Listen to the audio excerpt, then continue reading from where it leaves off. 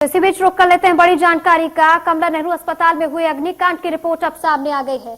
कमला नेहरू अस्पताल अग्निकांड मामला क्या कुछ कहता है, क्या रिपोर्ट में है, आप तक पहुंचा रहे हैं। कमला नेहरू अस्पताल की प्रारंभिक रिपोर्ट सामने आ गई है। ऐसे में भोपाल कलेक्टर ने राज्य शासन को रिपोर्ट सौंप दी है।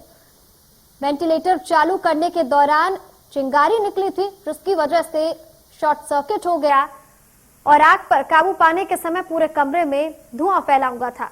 तो बड़ी जानकारी आप तक पहुंचा रहे हैं कि किस तरीके से कमला नेहरू अस्पताल में हुए अग्निकांड मामले के बाद से ही सरकार तो अलर्ट हो गई, लेकिन अब जो रिपोर्ट है वो भी सामने आ गई है। भोपाल कलेक्टर ने राज्य शासन को रिपोर्ट सौंप दी और उसमें कहा गया है कि वेंटिलेटर चालू करते समय उससे चिंगारी निकली थी, जिससे शॉर्ट सर्किट हो गया और उसके बाद जब आग पर काबू पाने की कोशिश हो रही थी उस समय पूरे कमरे में धुआं फैल गया था।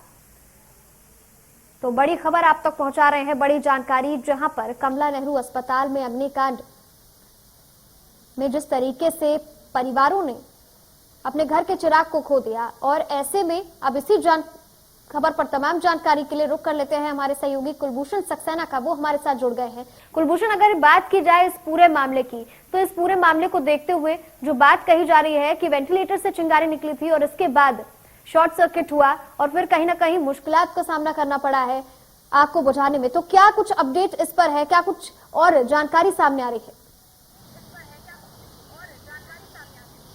बिल्कुल, कमला नेहरू अस्पताल में अग्निकांड के बाद जो उच्च स्तरीय जांच कमेटी का गठन किया गया था सरकार की तरफ से, और इस मामले की जो रिपोर्ट है भोपाल कलेक्टर अविनाश लावानिया ने राज्य शासन को सौंपी है। और इस रिपोर्ट में यह खुलासा हुआ है कि जो वेंटिलेटर है, वेंटिलेटर का प्लग स्विच पे लगाया जा रहा था, उसके बाद जो है शॉर्ट सर्किट की वजह से चिंगारी निकली और वेंटिलेटर की जो मशीन है वो वहां पे ब्लास्ट हुई। काफी देर तक जो है वेंटिलेटर से धुआं निकलता रहा, जिसकी वजह से जो रूम है, रूम के अंदर काफी धुआं हो गया था और उस वार्ड में तकरीबन 40 बच्चे मौजूद थे। तत्काल ही सबसे पहले उन बच्चों को दूसरे वार्ड में भर्ती किया गया। ऐसे 36 बच्चे थे और 4 बच्चों की जो है दम घुटने की वजह से मौत हुई है। हालांकि जब परिजनों ने आरोप लगाया कि उनके बच्चे वहां पे एक्सचेंज हो गए हैं, अदला बदली हो गई है, तो ऐसी स्थिति में जो है एक बच्चे का डीएनए टेस्ट भी यहाँ पे कराया जा रहा है।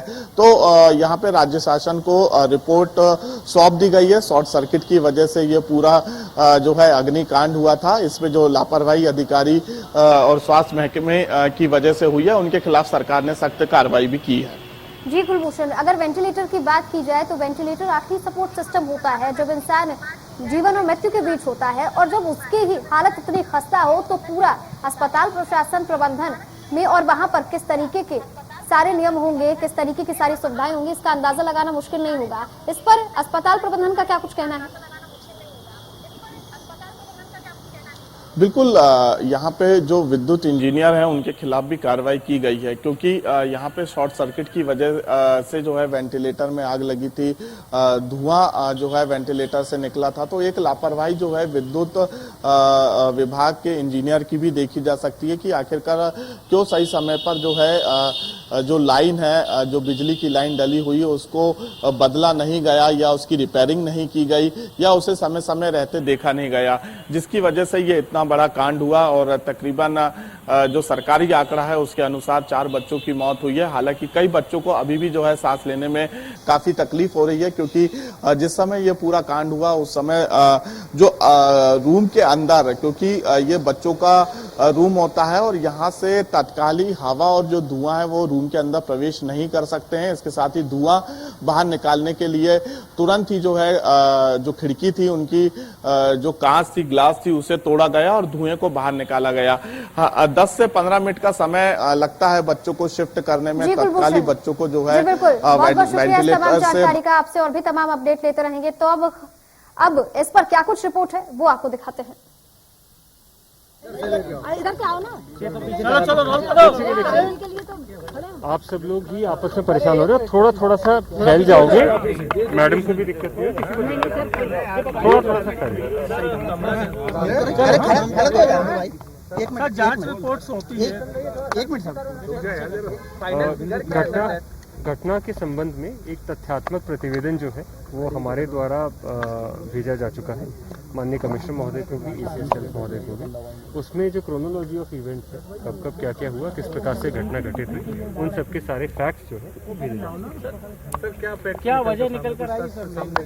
देखिए, अभी तक जो बात सामने आ रही है वो यही आ रही है कि वेंटिलेटर का प्लग जब लगाने की कोशिश की गई थी, तब उस टाइम या तो शॉर्ट सर्किट के कारण या मशीनरी के कारण फ्लेम्स की स्थिति थी। तुरंत फायर एक्सटिंग्विशर से उसको बुझाया भी गया, लेकिन काला धुआं उसमें से जो निकला वो पूरे प्रांगण में फैल गया। लोगों ने खिड़कियों के शीशे तोड़े भी, जिससे कि वो जो धुआं है वो बाहर निकल जाए।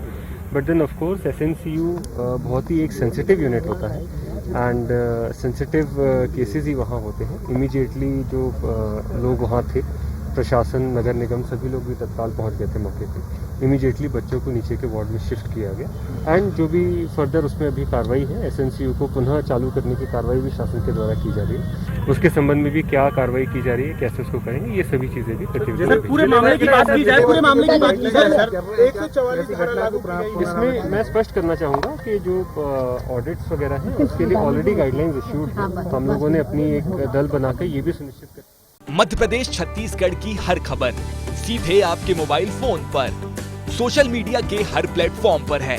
इंडिया न्यूज मध्य प्रदेश छत्तीसगढ़, अभी सब्सक्राइब करें हमारा चैनल और पाएं मध्य प्रदेश छत्तीसगढ़ की पल पल की खबर।